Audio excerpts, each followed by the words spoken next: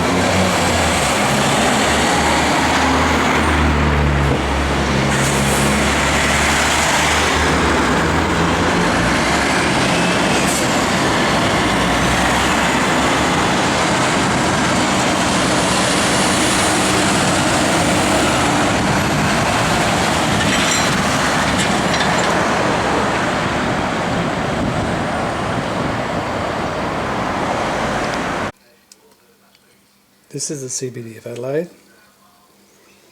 This is Port Adelaide, the inner port, and the outer port.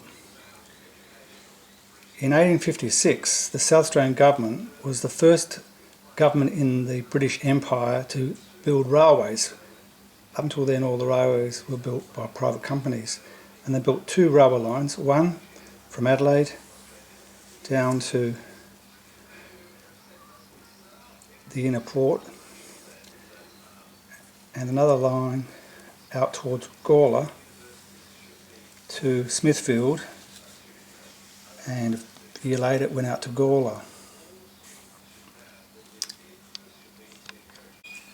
In 1868, the government built a railway line from this point here, which is the Dry Creek railway station, through to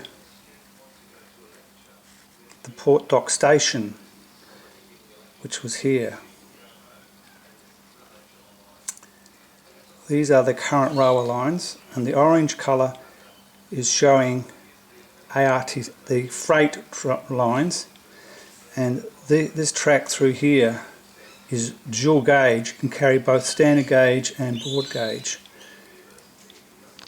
In 1878, the government built a railway line which ran down the middle of the street, St Vincent Street, across a bridge that was here to Port Glanville, so they could then get to Semaphore. At one point, passengers used to get off the ships before the ship tried to find its way into the inner port, because it took such a long time. So the passengers would get off the ship and catch a train, come ashore at Semaphore, and then catch a train to the city. In 1915, the government built what was called the Rosewater Loop, which is a line through here which took away the load of trying to get into the inner port via this route. It also meant that they could build a viaduct alongside the Port Canal and get to Glanville. One of the problems with the current route for the freight system is that there's a number of intersections here. The one at Salisbury itself, which is where the Gann train collided with a bus and killed a number of people, and King's Road and so on. And the proposal is that the freight go on a new route from the port. At the moment the freight comes this way, or this way. Instead, to have the freight go on a new track around the edge of the area called Gillman.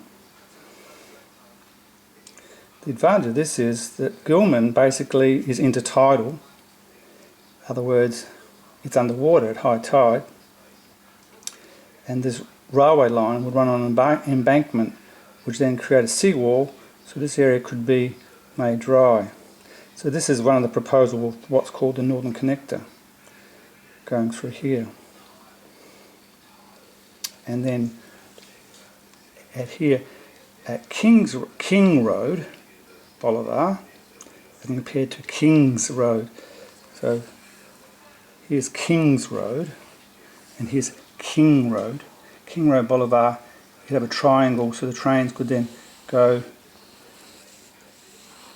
into a line up to Port Augusta and so on, Crystal Brook.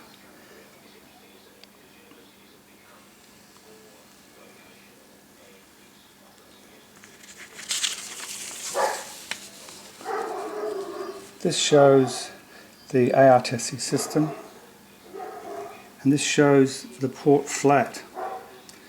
In the video, we are looking at a train crossing from here, from Dry Creek, getting into Port Flat multimodal